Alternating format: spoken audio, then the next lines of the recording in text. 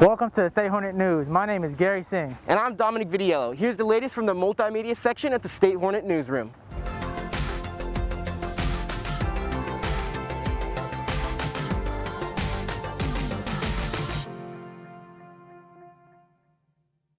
For the first time in California history, the state will lose representation in Congress. According to the new census data, the state is going to lose a congressional seat for the first time in the 170 years it has existed. State Hornet broadcast editor Gerardo Zavala spoke with political science professor Wesley Hussey to learn more about what this means and the effects it may cause. You are correct. It really is a big deal. I think it can be overplayed, but California, for most of our history, gained a lot of congressional seats every 10 years. We were growing rapidly. We were one of the fastest growing places on the planet after World War II. 10 years ago, we didn't gain a seat for the first time ever, and this is now the first time we've ever lost a seat. So things are changing. California is not growing as quickly. And as I said, for the past 30 years or so, more Californians are leaving than coming from the rest of the United States. And so all the things that people read and hear, are a component of that. We have high taxes. Cost of living is expensive here. Housing prices are astronomical. People are moving inland into the state because it's harder to develop housing along the coast, as well as there's just less coastal areas left for housing. So when people talk about one or two of those, they can be true, but that's only a small part of the whole picture. Collectively, that leads to negative domestic migration. Also, our economy. We have a lot of high-tech, high-skilled work, but manufacturing is pretty much gone here. And so this kind of third-tier manufacturing base has been emptied out, mainly in California, and we have high-skilled jobs and then low-skilled service jobs. Changes in the census affect the number of congressional seats states get, but it also affects the Electoral College, which elects our president. So you can see over the next 10 years, there'll be changes because some states are growing more than others. The census affects all sorts of things for Americans. It affects federal money. It affects congressional representation. It also affects the results of the presidential election. So it's something that California is going to be thinking about over the next 10 years. Making sure all Californians get counted, because that affects the state's future in political and economic and all sorts of other ways too. The California State University system announced it will require a COVID-19 vaccination for faculty, staff, students who access campus facilities in the fall 2021 semester. The announcement Thursday said the requirement will only take effect when the FDA approves one of the vaccines. Vice President of Student Affairs Ed Mills said the vaccine is, quote, the way to go for getting us out of this pandemic, and possibly will allow more in-person classes. Sac States continue to provide vaccination appointments on campus. What's kind of happening for people who maybe haven't seen yet with the CSUs and UCs requiring the vaccines? Mm-hmm. So last week, the California State University and the University of California put out a joint statement that as soon as one or more of the vaccines receive full approval from the Food and Drug Administration, the FDA, that then they will require vaccinations for all employees and students, so faculty, staff, and students returning to our campuses in the fall. They have offered that there will be both a medical exemption for those that may not be able to take the vaccine and a religious exemption. The processes for that haven't been worked out yet, but those were offered in the announcement. Vaccinating all students, is this something that's going to lead to possibly making even more classes in person in the fall, or is this just something that's kind of going to make it safer for the plans we already have? I think it'll do both. So in the first few months of vaccinations, we really focused on, obviously, we started off by vaccinating older individuals, those who were 65 and above, and all of our emeritus faculty. But then we really, when we moved into vaccinating all the faculty and staff, we have a very high percentage now of faculty and staff who are already vaccinated on the campus. So being able to vaccinate, the vast majority of students, those that everybody except who may have an exemption, will really help not only to create more opportunities for in-person classes, events, activities. It'll really change the campus. The campus will be open this fall, But the more people who are vaccinated, the less restrictions there'll be about what we can do during the fall.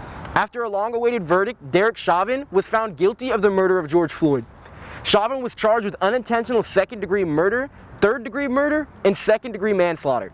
State Hornet reporter Chrissy Martinez spoke with a Sac State student to get the reactions of the trial. You real quick about what was your initial thoughts with the Derek Chauvin verdict? So my current thoughts on this conviction is, the racial equality, war within the criminal justice system is still going on. And we need to remember that this was just one case out of many that are out there in the United States. It's very rare for a police officer to be convicted of murder within all these police brutality cases and use of force. So what I think this is going to show is going to reveal to police officers that no one is above the law. Also, just one last question. I was wondering if you had any advice for Sac State students who might be struggling with seeing the police brutality coverage online and on social media, if you have any advice for students on how to navigate that stressful time.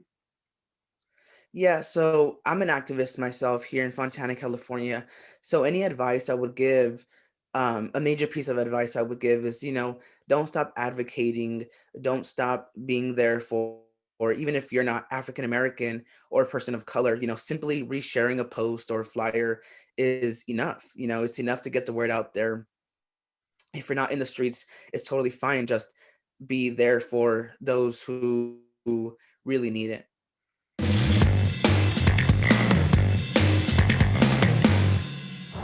With Sac State welcoming back fans to outdoor sporting events on April 1st, fans, players, and coaches are glad to bring back the exciting atmosphere. Multimedia reporter Allison Mayhew went to John Smith Field to get reactions of the fans returning to the stands. Playing-wise, I don't think there was much of a transition, but with playing with fans, it's good to play in front of your family and the people who supported you throughout your entire career. It's fun to see my parents in the stands, and it's fun to see other people's parents in the stands. It creates a lot better of an atmosphere, getting to play in front of your home crowd. It kind of makes you feel like you're more at home a little bit when you got people in the stands.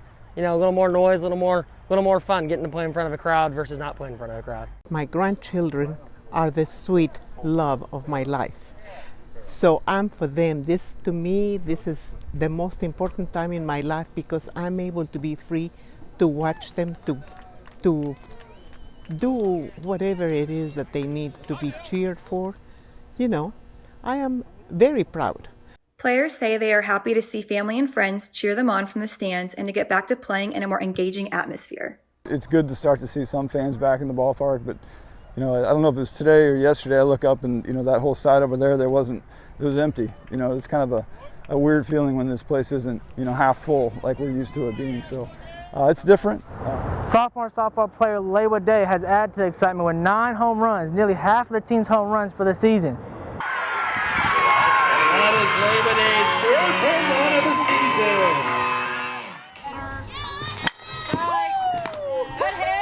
Oh, it's so fun. K2 was my shortstop, or Kennedy.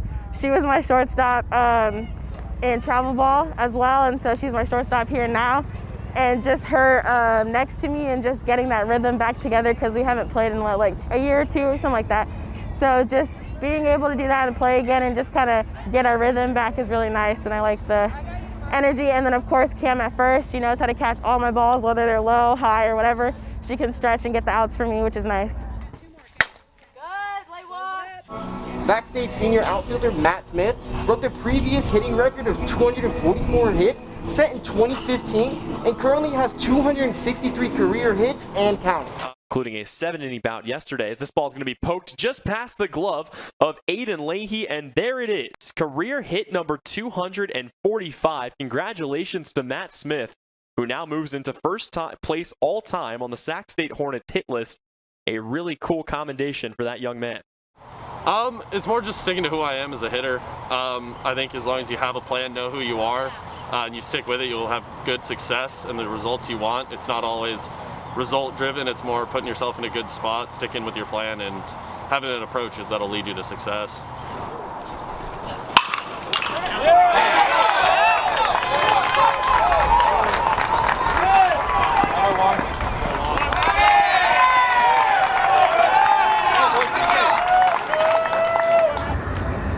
for joining us on this edition of the State Hornet News. My name is Dominic Vidiello. And I'm Gary Singh. As always, our coverage will continue on statehornet.com. Follow us on Twitter, Facebook, Instagram, and make sure to subscribe to our YouTube channel. Stay safe, stay healthy, and we'll see you next time.